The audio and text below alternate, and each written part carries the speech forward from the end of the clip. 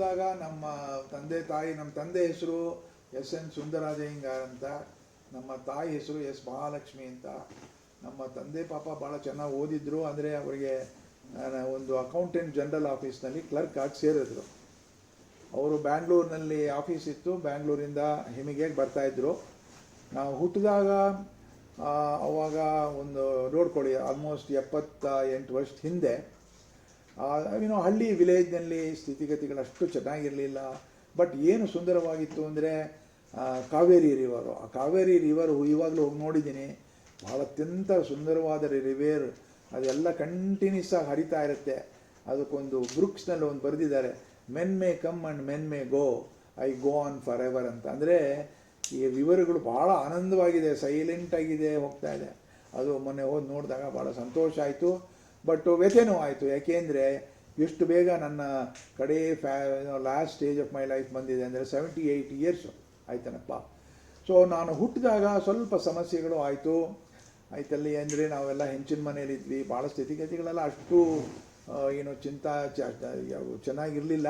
But ಅವಾಗೇನಾಯಿತು, ಒಂದು 4-5 ದಿನ ಹುಟ್ಟಿದ ತಕ್ಷಣವೇ ನಮ್ಮ ತಾಯಿ ಪಾಪ ಗೊತ್ತಾಗಿ ಇನ್ನು 1 ವರ್ಷ ಆಯಿತು, 2 ವರ್ಷ ಆಯಿತು. ಆಮೇಲೆ ನಮ್ಮ ತಂದೆ ತಾಯಿ ಎಲ್ಲ ಬ್ಯಾಂಗ್ಳೂರಿಗೆ ಬಂದಾಗ 1950ರಲ್ಲಿ. ಸೊ ಆ ಘಟನೆ ಏನು ಅಂದರೆ ನೋಡಿ, ಇವಾಗಲೂ ನಿಮ್ಮ ಮುಂದೆ ಕೂತಿದ್ದೀನಿ ನಾನು, ಆವಾಗಲೇ ಹೊಟ್ಟೋಗ್ಬಿಡ್ಬೇಕಾಗಿತ್ತು. ಬಟ್ ಅಲ್ಲೆಲ್ಲೋ ದೇವರು ಕೊಟ್ಟಿದ್ದಾನೆ. ಯಾಕೆಂದರೆ ಯಾಕೆ ದೇವರು ಕೊಟ್ಟಿದ್ದಾನೆ ಅಂತ ನಾನು ನೋಡಿದ್ರೆ ಇವಾಗ ಏನೋ ಒಂದು ಪರ್ಪಸ್ ಇವನು ಬಂದು ಮಾಡ್ತಾನೆ ಪ್ರಪಂಚಕ್ಕೆ ಅಂತ ಏನೋ ಇರಬೇಕು, ಅದು ಮಾಡಿದ್ದೀನಿ. ಅದೆಲ್ಲ ನಾನು ಇವಾಗೆಲ್ಲ ನೋಟ್ ಮಾಡ್ತೇನೆ. ಸೊ 2-3 ವರ್ಷಕ್ಕೆ ಬಂದಾಗ ನಮ್ಮ ತಂದೆಗೂ ಆವಾಗ ಸ್ಥಿತಿಗತಿಗಳಷ್ಟು ಚೆನ್ನಾಗಿರಲಿಲ್ಲ. ಕ್ಲರ್ಕು ಅವಾಗೇನು 100 ರೂಪಾಯಿ ಸಂಬಳ ಬರ್ತಾಯಿತ್ತು, ಭಾಳ ಕಷ್ಟ ಇತ್ತು.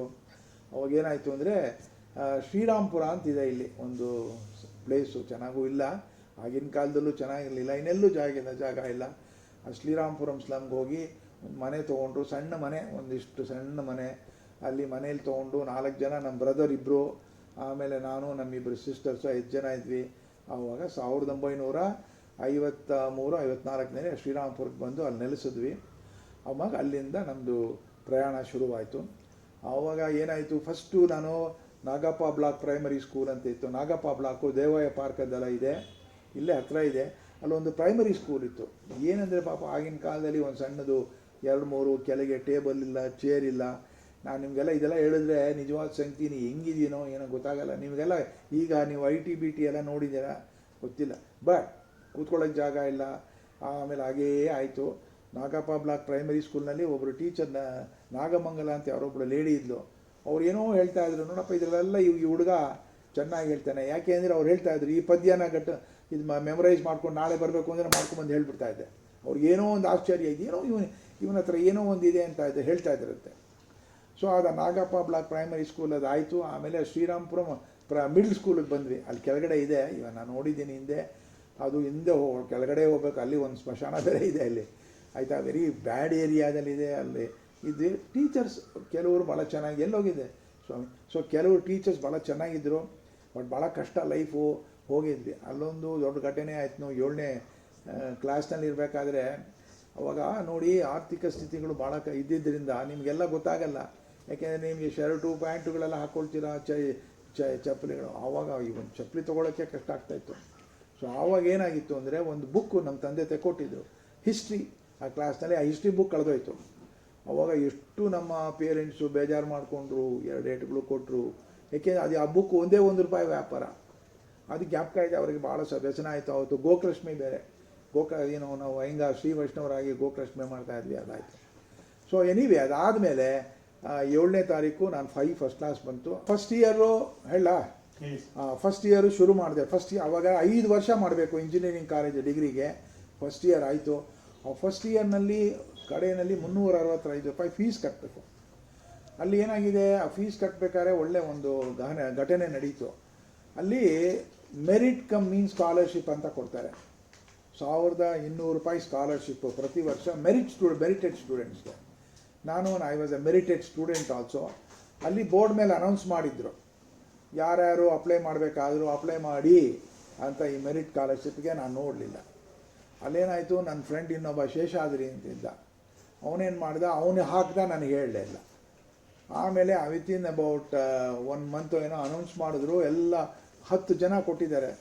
Merit scholarship. ನಾನು ಹೋಗಿ ನೋಡ್ತೀನಿ, ನನ್ನ ಹೆಸರಿಲ್ಲ. ಏನಪ್ಪ ಇದು ಕೇಳಿದೆ ಶೇಷಾದ್ರಿ, ಅವನ ಹೆಸರಿದೆ, ನನಗೆ ಯಾಕಪ್ಪ ಹೇಳಲಿಲ್ಲ ಅಂದರೆ ನೀನೇ ನೋಡಬೇಕಾಗಿತ್ತು ಅಂತ. ಓಹೋ, ಏನಾಯ್ತಾರ ಈ ಥರ ಆಗೋಯ್ತು ಅಂತ ಹೇಳಿ, ಇರಲಿ ಅಂಥೇಳಿ ಅಲ್ಲಿ ನೋಡಿ ಒಬ್ಬರು ದೇವ್ರ ಥರ ನಂಜುಂಡಪ್ಪ ಅಂತಿದ್ರು, ಕ್ಲರ್ಕು, ಅಕೌಂಟೆಂಟು. ಅವ್ರಿಗೋಗಿ ಹೇಳಿಕೊಂಡೆ, ಸಾರ್ ನೋಡಿ ಈ ಥರ ನನಗೆ ಸ್ಕಾಲರ್ಶಿಪ್ ಹಾಕಲಿಲ್ಲ. ಯಾಕ್ರಿ ಹಾಕಲಿಲ್ಲ? ನಿಮಗೆ ನೋಡಲಿಲ್ವೇನ್ರಿ? ಸಾರ್ ನೋಡಲಿಲ್ಲ. ನೋಡಬೇಕು ನೀವ್ರಿ, ಆ ಬೋರ್ಡ್ಗಳೆಲ್ಲ ನೋಡಬೇಕು ಪ್ರತಿನಿತ್ಯ ಅಂಥೇಳಿ ಹೇಳಿದ್ರು. ಆಮೇಲೆ ಒಕ್ಕೊಡಿ, ಇನ್ನೊಂದು ಕೆಲಸ ಮಾಡ್ತೀನಿ, ಇನ್ನೊಂದು ಮಾಡಿ ಅಂದರು. ಭಾಳ ಒಳ್ಳೆ ನೋಡಿ, ಅದೇ ಹೇಳ್ತಾ ಇದ್ದೆ ನಮ್ಮ ಕೈಲಾಶ್ಗೆ. ಅವರು ಇನ್ನೊಂದು ಲೋನ್ ಸ್ಕಾಲರ್ಶಿಪ್ ಅಂತಿದೆ, ಅದಕ್ಕೆ ಹಾಕಿ. ಅಲ್ಲಿ ಮಿಸ್ಸಿಪಿ ಸ್ಟೇಟ್ ಯೂನಿವರ್ಸಿಟಿನಲ್ಲಿ PhD ಮಾಡಿದೆ. ಆಮೇಲೆ ಒಂದು ಸಣ್ಣ ಅಲ್ಲೂ ಭಾಳ ಸ್ವಲ್ಪ ತೊಂದರೆಗಳಾಯಿತು, ಬಟ್ ಜಾಬ್ ಸಿಕ್ತು. ಆಮೇಲೆ 2000 ಟೈಮ್ನಲ್ಲಿ ನಾನೊಂದು ಹೊಸ ಏರಿಯಾ ಕಂಡಿಡಿದೆ. ಆ ಏರಿಯಾ ಯಾವುದು ಅಂದರೆ ಏನಂತಾರೆ, ಆರ್ಟಿಫಿಷಿಯಲ್ ಇಂಟೆಲಿಜೆನ್ಸ್ ಅಂತ. ಕೃತಕ ಅದೇನೋ ಇಂಟೆಲಿಜೆನ್ಸ್ ಏನಂತಾರೆ ಕನ್ನಡದಲ್ಲಿ? ಕೃತಕ ಬುದ್ಧಿವಂತಿಕೆ. ಅದನ್ನು ಹೇಗೆ ಮಾಡೋದು ಅಂತ. ಏನು ಅರ್ಥ ಆರ್ಟಿಫಿಷಿಯಲ್ ಇಂಟೆಲಿಜೆನ್ಸ್ ಅಂದರೆ, ನಾವು how do you simulate and mimic human brain ಇದೆ. ಆ ಹ್ಯೂಮನ್ ಬ್ರೈನ್ನ ಈ ಆರ್ಟಿಫಿಷಿಯಲ್ ಇಂಟೆಲಿಜೆನ್ಸ್ನಲ್ಲಿ ಹೇಗೆ ನೀವು ಕೋಡ್ ಮಾಡಿ ಮಿಮಿಕ್ ಮಾಡ್ತೀರಾ ಅಂತ ಹೇಳಿ ನಾನು ಕಂಡಿಡಿದೆ. ಇವಾಗ ನೀವು ನೋಡಿ, ಪ್ರತಿಯೊಂದು ನೀವು ಏನೇನು ಮಾಡ್ತೀರಾ ನಿಮ್ಮ ಬ್ರೈನ್ನಲ್ಲಿ, ಅದೆಲ್ಲ ನಿಮ್ಗೆ ಹೇಳ್ಕೊಟ್ಟಿರೋದು, ನಿಮ್ಮ ತಂದೆ ಹೇಳ್ಕೊಟ್ಟಿರ್ತಾರೆ, ನಿಮ್ಮ ಫ್ಯಾಮಿಲಿ ಹೇಳ್ಕೊಟ್ಟಿರ್ತಾರೆ. ಇವಾಗ ಇದನ್ನು ತೋರಿಸಿದ್ರೆ ನೀವು ಓದ್ತೀರಾ, ಸ್ಕೂಲಿಗೆ ಹೋಗಿದ್ದೀರಾ. ಸೊ ಎಲ್ಲ ಬ್ರೈನ್ನಲ್ಲಿ ಏನಾಗಿದೆ ಅಂದರೆ ನ್ಯೂರಾನ್ಸ್ ಅಂತಿದೆ. ನ್ಯೂರಾನ್ಸ್ ಅಂತ ಪ್ರತಿಯೊಬ್ಬನಿಗೂ ಪ್ರತಿ ದಿನಾನೂ 1 ಬಿಲಿಯನ್ ನ್ಯೂರಾನ್ಸ್ ಬರುತ್ತೆ, ಪ್ರೊಡ್ಯೂಸ್ ಆಗುತ್ತೆ. ಅದೆಲ್ಲ ಕನೆಕ್ಟ್ ಆಗುತ್ತೆ. ಆ ಕನೆಕ್ಷನಿಂದನೇ ನಿಮ್ಮ ಮಕ ನೋಡಿ ನಾನು ಇವರು ಉಮೇಶ್ ಅಂತ ಹೇಳ್ಬೋದು, ಇನ್ನೊಬ್ಬರು. ಸೊ ಎಲ್ಲ ಆ ಕನೆಕ್ಟಿವಿಟಿಯಿಂದ ನಾವು ಕಲ್ತ್ಕೊಳ್ತೀವಿ. ಹೇಗೆ ಅಂದರೆ, ಕೆಲವು ಸಲ ನೋಡಿ ವಯಸ್ಸಾದ ಮೇಲೆ ನಮಗೆ ಜ್ಞಾಪಕಗಳು ಹೆಸರುಗಳಿರಲ್ಲ, ಮುಖ ನೋಡಿದ್ರೆ ಜ್ಞಾಪಕ ಬರುತ್ತೆ. ಯಾಕೆಂದರೆ ಬ್ರೈನು ಅದು ಡಿಸಿಷನ್ ಮಾಡಬೇಕಾದ್ರೆ, ಆ ಕೃತಕ ಡಿಸಿಷನ್ ಆರ್ಟಿಫಿಷಿಯಲ್ ಮುಖ ನೋಡುತ್ತೆ. And at the same time ಅದೇನು ಮಾಡುತ್ತೆ ಅಂದರೆ, ಆಮೇಲೆ ಹೇಗಿದ್ದೀರಾ ಏನೋ ಹೆಸರು, ಆ 2 ಹೆಸರನ್ನ ಮಿಕ್ಸ್ ಮಾಡಿ ಅದು ಹೆಸರು. ಸೊ ಇದು ಆರ್ಟಿಫಿಷಿಯಲ್ ಇಂಟೆಲಿಜೆನ್ಸ್ ಅಂದರೆ ಏನು? Artificial intelligence is A process of ಮಿಮಿಕಿಂಗ್ human brain. ಅಂದರೆ ನಾವು ನಮ್ಮ ಹೆಂಗೆ ಬ್ರೈನ್ ಆಗುತ್ತೋ ಆ ಥರ ಮಿಮಿಕ್ ಮಾಡಬೇಕು. ಓಕೆ, ಸೊ ಅದು ವೆರಿ ಇಂಪಾರ್ಟೆಂಟ್. ಇವಾಗ ಒಂದು ಕೆಲಸ ಹೇಳ್ತೀನಿ ನೋಡಿ, ನಾನೇ ಕಂಡಿಡ್ದಿದ್ದು, ಆಮೇಲೆ ಎಲ್ಲರೂ ಮಾಡಿದ್ರು, ಆಯ್ತಲ್ಲ. ಆವಾಗ 1990ರಲ್ಲಿ ನಾನು ಒಂದು ಡೇಟಾ ಇತ್ತು. ಡೇಟಾ ಅಂದರೆ ಏನು ರೀ ಕನ್ನಡದಲ್ಲಿ? ಡೇಟಾ ಅಂದರೆ ಅದು ಅಂದರೆ ಇದು ಲಾಟ್ ಆಫ್ ನಂಬರ್ಸ್, ವಿಷಯ ಇತ್ತು, ಭಾಳ ಇನ್ಫಾರ್ಮೇಷನ್ ಇತ್ತು. ಆ ಇನ್ಫಾರ್ಮೇಷನ್ನು ನಿಮಗೆ ನಮ್ಮ ಬ್ರೈನು ಪ್ರಾಸೆಸ್ ಮಾಡುತ್ತೆ. ನಮ್ಮ ಬ್ರೈನು ನೀವು ಯಾವತ್ತು ಬಂದ್ರಿ ಏನು ಮಾಡುತ್ತೆ ಅದೆಲ್ಲ ಆ ಥರ ನನಗೆ ಮೆಷಿನ್ ಮಾಡಬೇಕು, ಆಯ್ತಲ್ಲ. ಒಂದು ಸಿಂಪಲ್ ಎಕ್ಸಾಂಪಲ್ ಕೊಡ್ತೀನಿ ನೋಡಿ. ಒಂದು ಏನು ಅಂದರೆ, ಅಮೇರಿಕಾದಲ್ಲಿ ಏನೋ ಡ್ರೈವರ್ಲೆಸ್ ಕಾರ್ ಅಂತ ಶುರು ಮಾಡಿದ್ರು. Autonomous vehicle. ಡ್ರೈವರ್ಲೆಸ್ ಅಂದರೆ ಡ್ರೈವರ್ ಇಲ್ಲದೇ ಕಾರ್ಗಳು ಹೋಗಬೇಕು ಅಂತ. ಆಗುತ್ತೆ ಅಂದರೆ ಅದು ನೀವು ಕೇಳಿದ್ರೆ ನೀವು ಆಗಲ್ಲ. ಆಗುತ್ತೆ, ಆಗಿದೆ, ಬಂದಿದೆ. ಇವಾಗ ಡ್ರೈವರ್ ಒಬ್ಬ ಕಾರ್ನಲ್ಲಿ ಕೂತ್ಕೊಂಡ್ರೆ ಏನು ಮಾಡ್ತಾನೆ? ಅವನೆಲ್ಲ ನೋಡ್ತಾನೆ, ಪೆಟ್ರೋಲ್ ಇದೆಯಾ ಅಂತಾನೆ, ಯಾವ ಡಿರೆಕ್ಷನ್ಗೆ ಹೋಗಬೇಕು ಅಂತಾನೆ, ಆಮೇಲೆ ಎಲ್ಲ ಚೆನ್ನಾಗಿ ಡ್ರೈವ್ ಮಾಡ್ತಾನೆ.